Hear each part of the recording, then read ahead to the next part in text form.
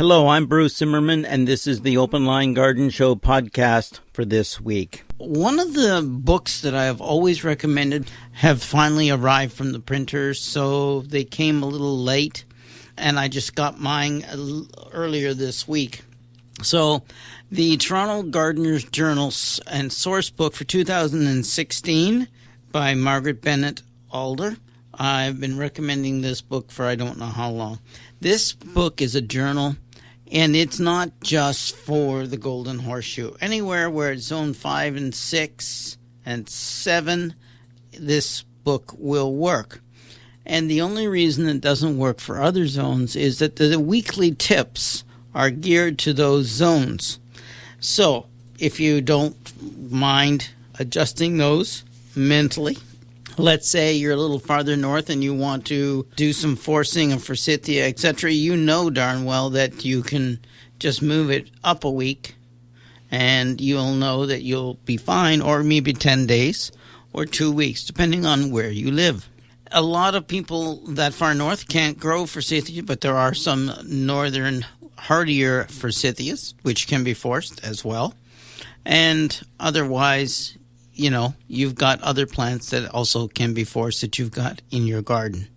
So you've got those in there. You've got record plans in here, which means you can actually draw maps, etc.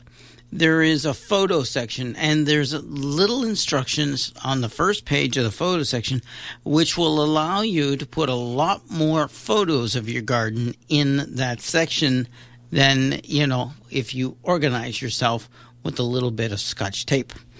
And so it becomes like a flip of pictures that you can just go and put together and show different things in your garden. And so that will work very well. There's also probably my favorite section in here, because as gardeners we're pretty good. We can sort of remember, but what was the weather like? You know, do you remember what it was last January or what it was last May? Let's be honest, I can't. So each of the journals has got brief symbols of what the weather was like for each day. But in the delights and disappointments section, you can actually do exactly that. And there, with each delight and disappointment, there is also a section called next year. In other words, what are you going to do? So if you couldn't get it fixed this year, and we don't always get everything we see and we want to get fixed and get to it, or it's not really necessary, or it's not the right time, or we just haven't quite found the right plant, then you can mark it down in this section as well. There is a source book which covers a myriad of different subjects, whether it's this garden show, horticultural societies, plant sources, book sources, as well as many other cookbooks. I like that. There's some cookbooks in here. Recommended. Sources for mushrooms, hostas, houseplants, irises, websites, and each one of them is excellent. Now, there is a feedback page in which you can actually pull out and send back to them. So after you've used this, you can actually go and fill that out. But on the back side of that page is how to order not only this year's copy of the garden book, but also next year's if you wish. Highly recommend that you do that. You get to pick the number of copies. They are $24.95 each, $4.50 for handling, $4 for the second. So if you're getting 2016 and you want to give them as gifts to other gardeners, you can, of course, save a little on the postage. And it goes down from there. Now, if you do have more questions, you can go online and order them there. If you're going to use a Visa or your PayPal account, you have to do them online at torontogardenbook.com. That's for credit cards and PayPal. You can go online and at torontogardenbook.com.